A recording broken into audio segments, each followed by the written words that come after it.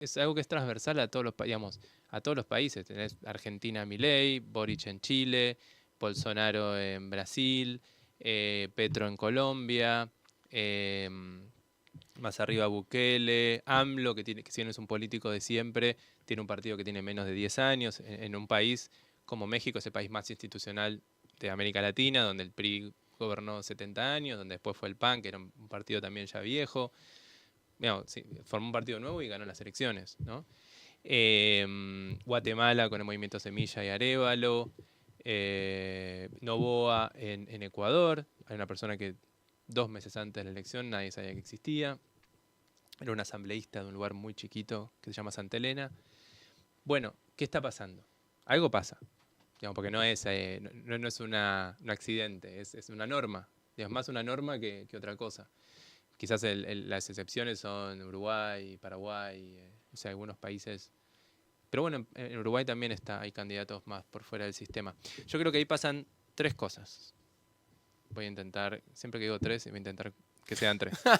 La primera es un profundo descrédito de las instituciones. Hay un cambio radical que se dio en el mundo que empezó en el 2000, cuando se funda Google, 2004 se funda Facebook, todos empezamos a registrar nuestras opiniones en el mundo online.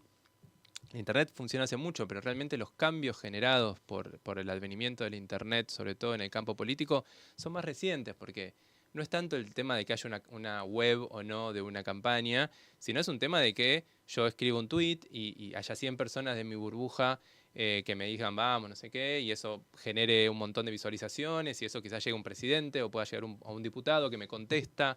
Eso es realmente la consecuencia real de la llegada de Internet, que se empezó a dar en la década del 2010, 2015, con Macri, que fue el mundo Facebook. El mundo Facebook seguía siendo de redes de conocidos. O sea, yo en Facebook no ponía algo y me podía ver a alguien que nada, que era un tipo en Salta que le llegó mi contenido. Eso empieza mucho después. O sea, estaba pensando, Macri 2015 era el mundo de Facebook.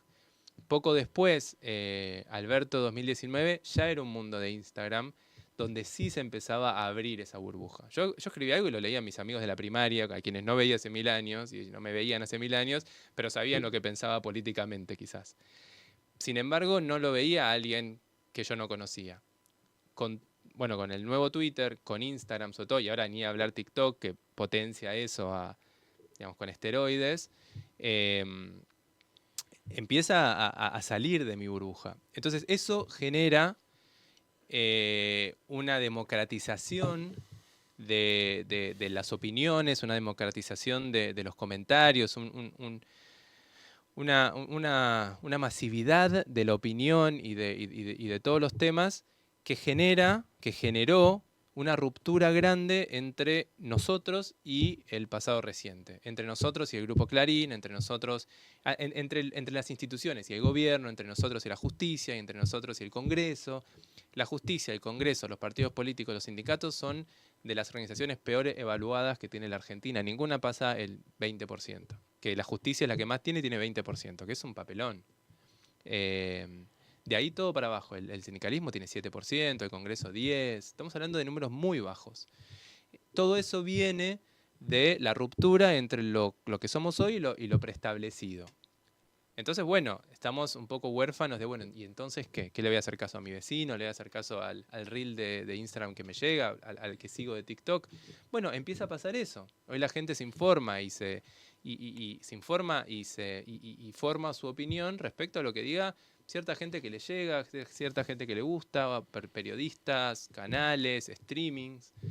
Entonces, bueno, eso lo que generó fue una ruptura grande de lo establecido, una ruptura grande de la confianza hacia las instituciones y sobre todo el advenimiento de gente antipolítica. Lo segundo es que tiene que ver con esto primero que sucede, tengo que llegar a tres, es que antes, de vuelta, el director de Clarín y el director de La Nación ponían los temas en la tapa de La Nación, esos temas los leía la persona del programa de radio en Continental y en, no sé, y en no importa, en Continental, Radio del Plata. Eso, Mitre. Sí, Mitre, tal cual, gracias.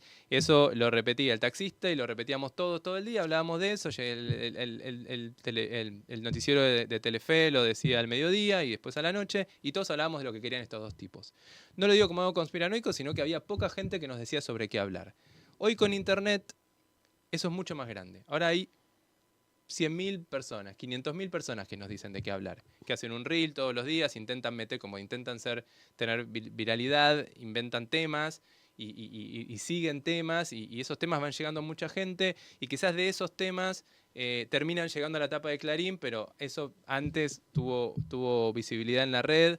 Entonces cambia mucho quiénes proponen los temas de los que hablamos. Se democratizó mucho eso, inclusive los candidatos. Hoy un candidato puede ser un candidato que esté peleado con el establishment, podría pasar, que se financie de dinero de la gente, de pequeñas contribuciones, como sí pasa en otros países, y que haga toda la carrera electoral por fuera del establishment que antes nos decían quiénes eran los candidatos viables y cuáles no. Antes había un 0,02%. Como dice hay un estudio muy bueno de un profesor de Harvard que se llama Larry Lessig, casi seguro, que habla de que el 0,02% de la gente nos dice qué votar porque son los que financian las campañas electorales. Entonces, al final del día, si ese 0,02% le da plata o no a un candidato, es lo que hace viable o no a un candidato. Eso hoy puede cambiar y está cambiando. Eso hace también que haya candidatos que no eran viables hace 10 o 20 años. Esa es la segunda. Y la tercera es la idiosincrasia, el statu quo. Yo tengo la teoría de que la política se parece mucho a las empresas que vemos todos los días a nuestro alrededor. ¿Y qué quiero decir con eso? En los 80, un presidente lo más probable era que se parezca al presidente de la Standard Oil, del Citibank o de, no sé, de CNN, que era de la Rúa, un hombre blanco, canoso, con traje y quizás bigote. ¿No? Ese era el prototipo de CEO de una gran empresa o de gerente y un presidente. En los 2000 eso cambió, 2010, porque vinieron los Mark Zuckerberg de la vida, el CEO de Google, vino el CEO de Twitter, vino Elon Musk, que eran gente mucho más relajada, con zapatillas. Y ahí vinieron los Obama, ahí vinieron los Macri, ahí vinieron los Zapatero, vinieron gente mucho más relajada, como diría Durán Barba, más femenina, si se quiere, menos macho, ¿no? Que se vestían distinto, que hablaban distinto, que te tuteaban, que se acercaban a la gente. Eso en el 2010. Hoy, ¿cuáles son las empresas que tenemos alrededor que dominan nuestra diaria? Rappi, Uber, Bitcoin, las financieras, las casas de apuestas, Airbnb, YouTube y los influencers, Instagram y los Instagramers. Y todo eso es una sociedad absolutamente individualista, donde yo no te necesito. A ver, yo hago mi contenido y no necesito ninguna agencia que me maneje, no necesito una productora, una discográfica que haga mis temas, yo directamente con la gente. Tengo una habitación que me sobra y la alquilo. Yo no necesito un jefe, no necesito un horario, viene un sueco, alquila mi habitación y me da plata y muchas veces no pago impuestos, no tengo horarios, lo mismo tengo el auto. Bueno, laburo mediodía y el otro mediodía me meto en el auto, hago la diferencia, me va bien, lo mismo Rappi. Son empresas que se manejan una lógica mucho más liberal e individualista. No, el famoso discurso, no, sé tu propio jefe. Sé tu propio jefe, poné tus horarios, haz lo que quieras, no jodas a nadie y nadie te va a joder a vos. Esa idiosincrasia, esa statu quo, esa forma de ver la vida que estas empresas trajeron al mundo, que vienen a matar, a venir después de lo que fue el mundo Facebook, que era mis amigos de la primaria, me encuentro con mi primera novia y le pongo que todavía me acuerdo de vos, o mis amigos de la primaria, y esa red de contactos, bueno, vienen hoy a ser reemplazado por algo mucho más individualista, mucho más exitista, mucho más superficial también, pero sobre todo liberal. Cada uno por su cuenta. Bueno, es un tema, y eso también influye en que vengan este tipo de presidentes. Te dije 3 razones. Perfecto, completísimo.